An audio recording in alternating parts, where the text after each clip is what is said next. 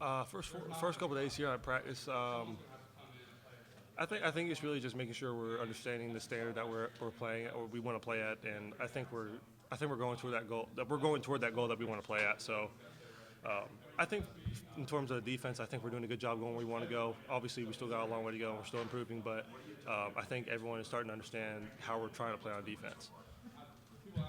What's the biggest area of emphasis, Wesley, from Coach Roberts, just on this defense? What do you want to be known for? The first thing that we talked about is just playing green, right? Go play full speed, and we'll coach the rest. Well, coaches will coach the rest of it, but go play full speed, make sure we're doing our job, and everything else will handle itself.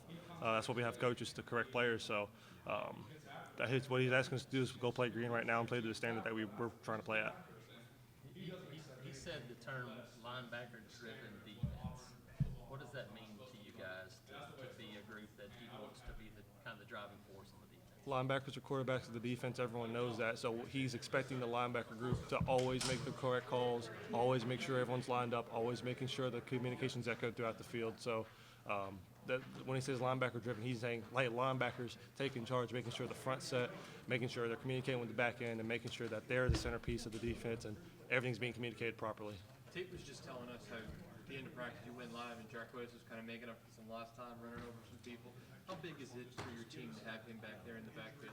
I think any team can appreciate having a good player back on the team. So it's always nice to have good players on the team. I think we have a lot of great players, but Jarquez is a good player that we have on the team. So everyone's always happy when you have good players on the team. I mean, you go to a pickup game, you're going to want Michael Jordan on your team if you can pick him up.